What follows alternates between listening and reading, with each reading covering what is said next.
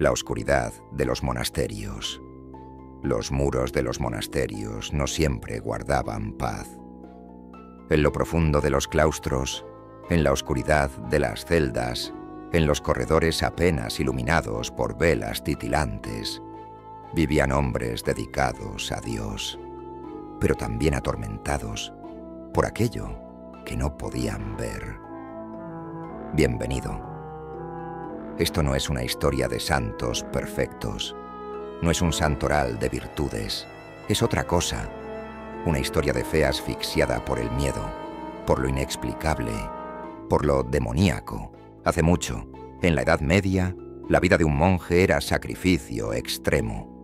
Ayuno, vigilia, aislamiento, se apartaban del mundo para acercarse a lo divino, para resistir al demonio, pensaban, porque el demonio no solo era un personaje de sermón, estaba presente, se escondía en sombras, en las dudas, en los sueños. Los monjes creían que resistirlo era su cruz diaria. El monasticismo occidental, tal como lo entendieron siglos después, tenía raíces antiguas: retiro del mundo, oración constante, disciplina ascética. Se buscaba la pureza espiritual mediante el cuerpo, mediante el ayuno, mediante romper con lo terrenal. Pero esas prácticas austeras tenían consecuencias: mente frágil, miedo, visiones. Cuando el cuerpo se ve sometido al hambre, a la vigilia perpetua, al silencio forzado, al frío, al deseo de renunciar, la psique empieza a oscilar. Algunos cronistas cuentan que monjes, después de largos ayunos, tenían visiones de criaturas o pensaban escuchar voces. No sabían si era Dios, si era demonio, si era su mente cansada. Esa frontera era difusa. La Iglesia también cargaba con esa visión del mal como algo no distante, sino cercano. Demonios que tentaban, demonios que acechaban, pecado que abría puertas. En los sermones se hablaba de obsesión demoníaca, como algo real, palpable. Y cuando algo no se comprendía, una locura, una enfermedad, un delirio, con frecuencia se atribuía al demonio. Imaginen un monasterio remoto, en la cima de una montaña o rodeado de bosque profundo. No llega la luz más que al amanecer. Las estrellas son lo único visible en la noche. Un monje se despierta con el corazón acelerado. Ha soñado que algo lo perseguía. Sombras sin forma, risas lejanas, susurros en latín que no reconoce, voces de compañeros muertos. No puede dormir, el ayuno le pesa, su mente lo traiciona. Quizá ese monje confiesa al abad: «Padre, creo que he visto algo». El abad lo escucha. ¿Has pecado? Puede. ¿Has violado la regla? ¿Has caído en lujuria, en orgullo? Y el monje no lo sabe, porque muchas veces no había pecado mortal, o al menos no visible, sino un corazón inquieto, una mente agitada. Las crónicas que sobreviven relatan episodios donde los monjes enfermos de lo que hoy llamaríamos enfermedades mentales eran tratados como poseídos. Voces, convulsiones, estados de trance, alucinaciones, eran interpretadas como evidencia de que un demonio había tomado parte del cuerpo, sino del alma. En esos tiempos, salud mental no existía como concepto. Lo que hoy es psicosis, demonios lo eran. Ciertas comunidades monásticas seguían reglas férreas de silencio y penitencia. Se aislaban, se mortificaban, se mantenían noches enteras en vela, para orar, para vigilia. Lo espiritual exigía sacrificio. Pero cuando el sacrificio se vuelve tortura, cuando el aislamiento pasa de ser método espiritual a prisión interior, es en ese espacio donde el demonio crece en la mente del monje. También hay que decirlo, no todo era locura o demonio. A veces esas historias se magnificaban. A veces los relatos venían de forasteros, cronistas que escuchaban rumores, pero eso no les restaba terror. ni autenticidad para quienes los vivían. Para la gente del monasterio, para los hermanos, esas experiencias eran tan reales como el pan diario, tan reales como la sombra que aparece en el corredor. En algunos escritos medievales se menciona que los demonios podían manifestarse con voces, con tormentos físicos, temblores, convulsiones, sudores fríos, gritos que resonaban en los pasillos, pesadillas que dejaban al monje exhausto al amanecer. Pero también existe otra cara: compasión, comprensión, búsqueda de remedio. Los superiores, los abades, monjes menos severos, buscaban exorcismos, plegarias, ayunos adicionales, confesiones. Trataban de expulsar aquello que creían era mal del cuerpo del hermano. No era pura crueldad religiosa. Para ellos, la posesión era una amenaza para el alma. Si el monje caía, también caía la comunidad. También se abría puerta al escándalo, al miedo fuera de los muros. Al cerrar este primer capítulo, lo que quiero que te quede clavado: los monasterios medievales no estaban exentos del terror. No eran refugios perfectos. Eran lugares donde la fe se mezclaba con la oscuridad, donde el silencio podía ser un juez peor que la multitud, y donde los muros guardaban no solo plegarias, sino sombras. En el siguiente capítulo exploraremos ese miedo al demonio, cómo la Iglesia modeló la idea del mal, cómo el concepto de posesión creció como un monstruo silencioso en la psiquis de los creyentes. El miedo al demonio en la Edad Media. Desde los púlpitos, desde los altares, desde los confines del mundo conocido, se repetía una idea que calaba en la sangre de la gente. El mal no era algo lejano, sino algo con nombre, con rostros, con voz. No había esquina en la vida medieval que no estuviera marcada por el temor a lo demoníaco. Este temor era religión, era explicación para lo inexplicable, era herramienta de control, era salvación, era condena. Primero hay que entender algo. La Iglesia medieval no vivía aislada de lo que los fieles creían. La doctrina oficial hablaba del pecado original, de la caída, del diablo. El demonio era un enemigo real, no simbólico, no literario. Un ser que caído, que opera en la oscuridad, que tienta, que se aprovecha de la carne débil, de los pensamientos impuros, de las dudas, del aislamiento. Se le atribuían funciones: provocar tentaciones, incentivar herejías, sembrar malicia, incitar al suicidio, a la locura, causar enfermedades que la ciencia no entendía. Los demonios se creía que podían actuar de muchas formas: obsesión, posesión, opresión. En algunos escritos medievales se distingue entre estar poseído, el demonio controla el cuerpo; estar obsesionado, el demonio acosa desde afuera, con tormentos mentales, sueños terribles, impulsos que no se pueden controlar, o una mezcla. Ese miedo al demonio, como relato colectivo, servía para llenar los vacíos de lo que no se comprendía: enfermedades mentales, epilepsias, crisis emocionales, alucinaciones, estados de trance. Cuando un monje gritaba, convulsionaba, decía hablar en lengua extraña, rechazaba reliquias sagradas, los demás veían demonio. No había psiquiatra, ni psicología, sino fe, rituales, confesión, exorcismo. Además, la sociedad medieval estaba convencida de que las fronteras entre lo natural y lo sobrenatural eran porosas. El mundo visible era solo una parte de lo que existía. Ángeles, espíritus buenos, santos, demonios.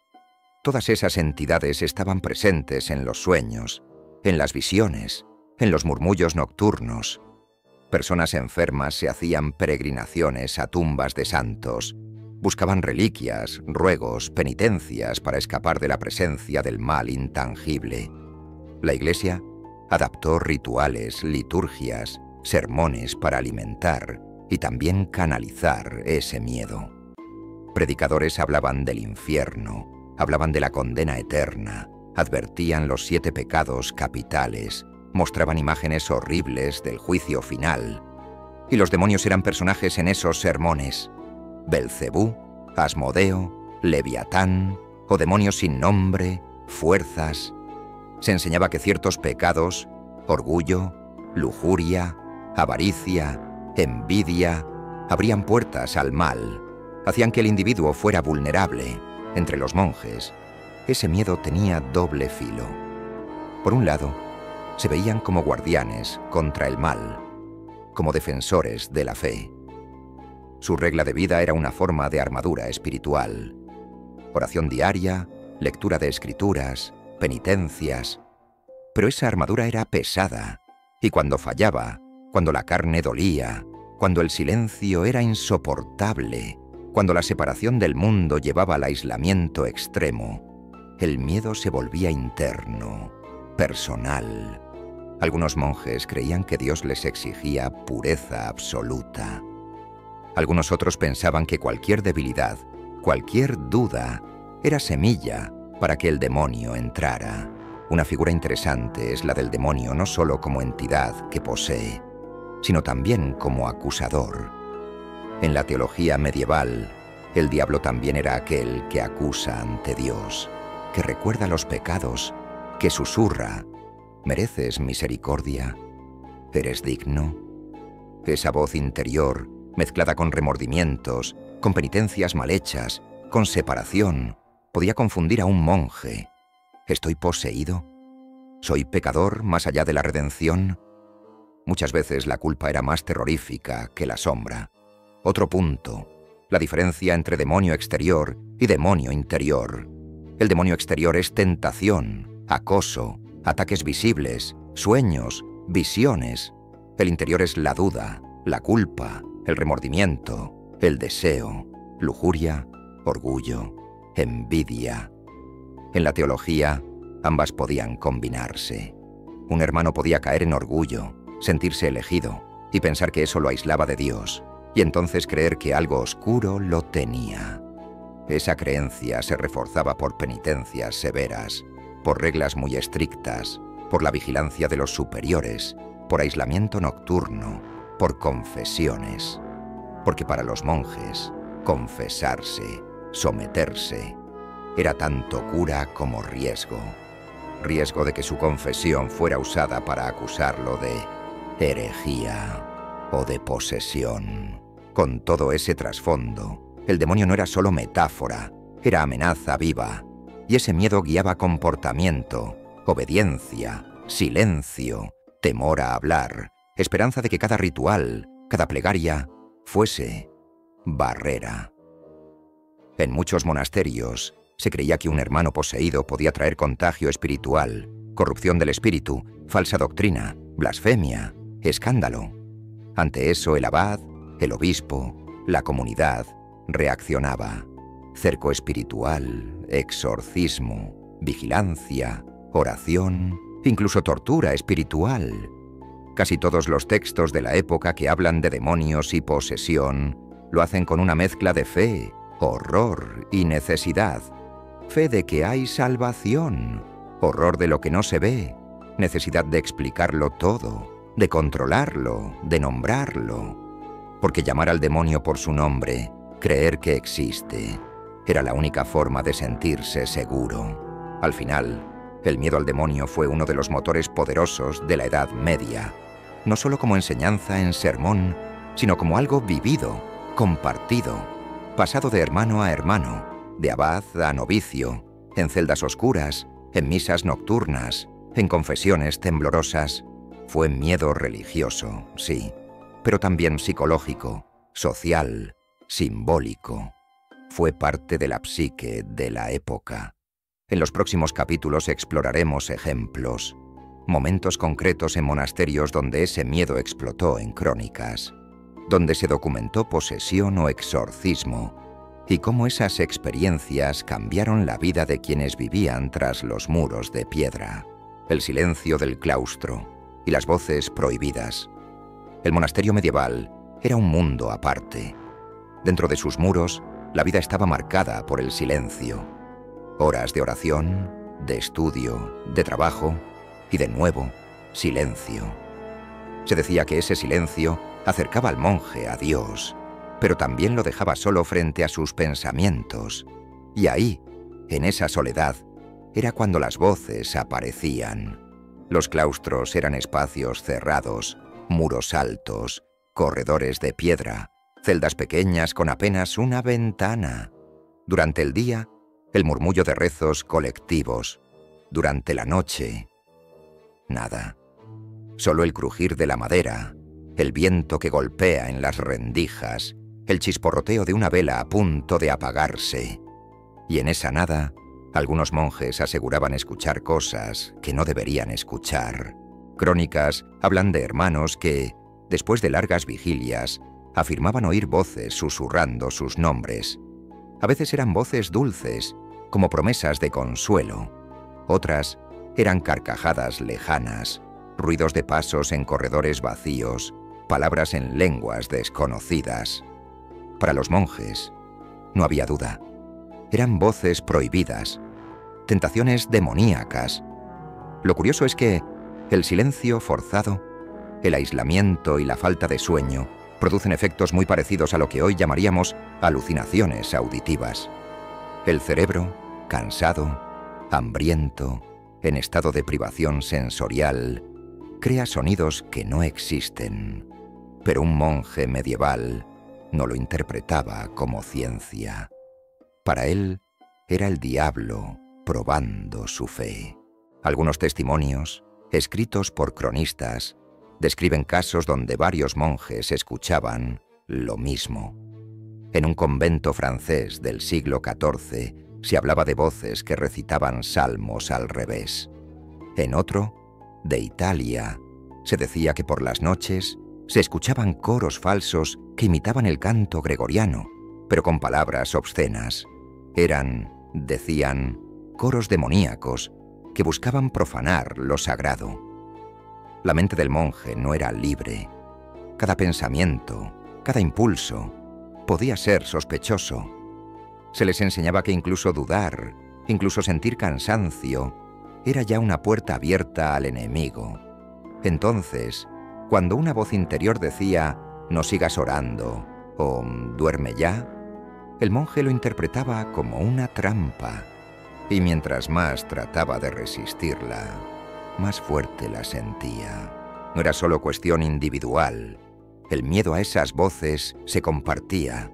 Algunos abades advertían a sus comunidades: si escuchan voces, no las sigan. Son tentaciones del maligno. Esa advertencia, sin querer, reforzaba el terror.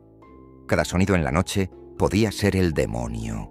Cada susurro en sueños, un aviso de caída. En ocasiones, lo que empezaba con voces terminaba en estados más extremos. Hermanos que caían al suelo, que gritaban durante maitines, que decían estar escuchando órdenes del diablo. Otros confesaban que las voces los insultaban, los llamaban por pecados que nadie conocía. La comunidad entera veía eso como prueba de posesión. En la Edad Media, el silencio del claustro no era un refugio tranquilo, era un campo de batalla. Los demonios no siempre se veían, pero se escuchaban, y el eco en los corredores hacía el resto. Lo que comenzaba como un susurro en la mente podía sentirse como un rugido en los muros. El capítulo de las voces prohibidas muestra cómo el aislamiento, el ayuno y la fe absoluta creaban un caldo de cultivo para experiencias aterradoras. Lo que hoy explicaríamos con psicología y neurología, ellos lo llamaban lucha espiritual. Para un monje medieval, cada noche en silencio era una prueba. Cada sombra podía ser un enemigo. Cada susurro, el inicio de la condena. En el próximo capítulo, entraremos en un terreno aún más peligroso: los grimorios, los textos prohibidos que algunos monjes copiaron en secreto, creyendo que en esas páginas dormía el conocimiento. Y también la perdición. Grimorios y conocimiento prohibido. En cada monasterio medieval, además de oraciones y cantos, había algo más: libros, bibliotecas silenciosas, estantes con manuscritos, pergaminos, evangelios. Los monjes eran guardianes de la palabra escrita. Pero no todos los textos que copiaban eran santos. Entre líneas de salmos y sermones se escondían páginas prohibidas, grimorios, textos malditos. Los grimorios eran libros que contenían fórmulas mágicas, invocaciones, símbolos extraños, nombres de ángeles caídos, instrucciones para contactar con lo oculto. Muchos de ellos ni siquiera sabemos de dónde vinieron realmente.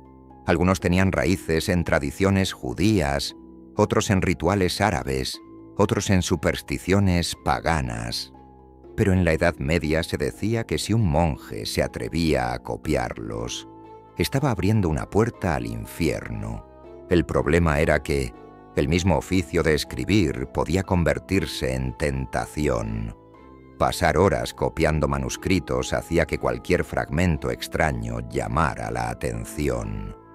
Algunos cronistas insisten en que había monjes que, en secreto, copiaban libros prohibidos mientras fingían copiar los santos.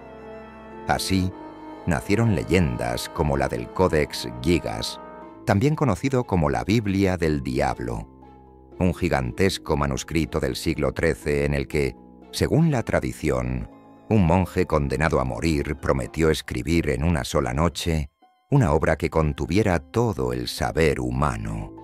Incapaz de lograrlo solo, se dice que pidió ayuda al demonio y que a cambio dibujó en el libro el retrato del mismo Satanás. En monasterios de Francia y Alemania circularon rumores de textos similares, con conjuros para invocar demonios y fórmulas para manipular la voluntad. La realidad es que muchas veces eran tratados médicos, astronomía, alquimia, pero para la mentalidad de la época, todo lo que sonara extraño, todo lo que no tuviera sello eclesiástico, podía ser demoníaco. El miedo a los grimorios no era solo superstición, era también un reflejo del poder del conocimiento. La Iglesia sabía que controlar lo que se escribía significaba controlar las ideas. Y si alguien, incluso un monje, se desviaba, se consideraba una amenaza no solo para su alma, sino para toda la comunidad. Lo prohibido atraía, lo secreto fascinaba. Y en la penumbra de los monasterios, esas páginas eran vistas como puertas. Un grimorio no era simplemente un libro, era una trampa, una promesa de poder que siempre terminaba en condena. Este capítulo abre la sospecha de que muchos monasterios, bajo el silencio de la oración, fueron también laboratorios de lo oculto, lugares donde lo divino y lo diabólico se rozaban en cada palabra escrita. Y mientras más se intentaba ocultar estos textos, más crecía la leyenda, porque en la Edad Media lo prohibido no se destruía, se transmitía en susurros, en copias escondidas, en símbolos garabateados en los márgenes de un salmo. En el próximo capítulo exploraremos los testimonios y crónicas reales, aquellos casos registrados por escribas y viajeros que aseguraron haber visto con sus propios ojos a monjes poseídos, y los horrores que se vivieron dentro de los monasterios, testimonios y crónicas reales. Hasta aquí hemos hablado de rumores, de miedos, de silencios. Pero, ¿qué hay de los testimonios? ¿Qué escribieron los cronistas medievales sobre monjes poseídos? Lo inquietante es que sí, existen relatos, manuscritos donde se narran casos de conventos y monasterios que fueron escenario de lo inexplicable. Un ejemplo aparece en manuscritos franceses del siglo XIII, en Normandía. Se cuenta que varios monjes de la abadía comenzaron a gritar durante los rezos nocturnos, convulsionando, insultando a Dios con voces que parecían no ser las suyas. Los cronistas aseguran que hablaban en lenguas desconocidas. Uno de los testigos escribió que aquellos hombres, antes piadosos, parecían bestias atrapadas por el fuego del infierno. Lo aterrador es que el relato termina abrupto, como si la pluma hubiera temblado demasiado para seguir escribiendo. En Alemania, en el convento de Quedlinburg, hay registro de un abad que mandó encadenar a un hermano en la capilla porque durante semanas aseguraba escuchar cánticos demoníacos por las noches. El cronista de la época describe que mientras lo tenían atado, comenzó a hablar con voz múltiple, como si varias gargantas hablaran a través de él. Los monjes lo rodearon con cruces y reliquias, pero según el texto, ninguna oración parecía silenciar el coro infernal. En Italia, un relato del siglo XIV habla de un monasterio en Toscana, donde un joven novicio comenzó a escribir, en medio de un trance, páginas y páginas de símbolos sin sentido. El abad las interpretó como signos demoníacos y ordenó quemar los escritos. El cronista que lo documenta dice que, tras la quema, el novicio murió entre gritos, asegurando que el fuego no purificaba, sino liberaba a quien lo llamaba desde adentro. Lo más inquietante es que muchos de estos textos están escritos en tono oficial, no como leyenda, sino como registro. No eran cuentos para asustar campesinos, eran notas en libros de crónicas, al lado de registros de cosechas, de donaciones, de muertes. Eso les da un peso que hiela la sangre. Los exorcismos aparecen una y otra vez. Monjes sujetados por compañeros, salpicados de agua bendita, golpeándose contra las piedras del claustro. Algunos resistieron años enteros, otros murieron durante el ritual. Y los cronistas eran claros. Los demonios no salieron, simplemente cambiaron de cuerpo. Esa frase, repetida en varios manuscritos, alimentó la idea de que el mal podía pasar de un hermano a otro, como una plaga invisible. También hay testimonios más ambiguos. Monjes que relataban haber visto figuras en los corredores, oír campanas que nadie había tocado, sentir manos frías durante la oración. Esos relatos, aunque menos espectaculares, muestran algo importante. El terror no era cosa de un individuo aislado, era colectivo. Un miedo compartido que se reforzaba cada vez que alguien lo escribía. Hoy, algunos historiadores interpretan estas crónicas como reflejo de enfermedades, epilepsias, psicosis, incluso intoxicaciones por pan de centeno contaminado, que podía provocar alucinaciones. Pero en la Edad Media no había diagnósticos clínicos.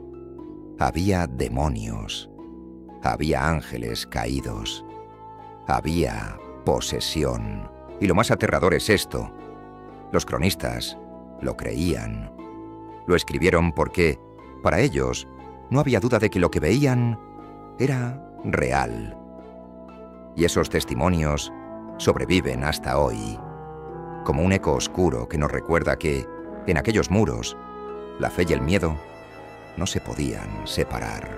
Y así, entre muros de piedra y rezos en penumbras, hemos recorrido las sombras que dejaron los monjes poseídos, desde el miedo que se respiraba en los claustros, hasta los testimonios que aún hoy estremecen a quienes los leen. Historias que no se quedaron en pergaminos olvidados, sino que siguen latiendo como advertencia, como eco de un pasado donde lo divino y lo demoníaco se confundían en cada suspiro. El silencio, las voces, los libros prohibidos, las crónicas de horror. Todo esto nos recuerda que la Edad Media no fue solo de fe y devoción, sino también de miedo y oscuridad. Si quieres que sigamos abriendo estas puertas, explorando lo que quedó oculto en monasterios y catedrales, comenta tu opinión aquí abajo y suscríbete al canal. Eso nos ayuda a seguir trayéndote historias como esta, narradas desde las sombras, para que el terror medieval nunca se apague.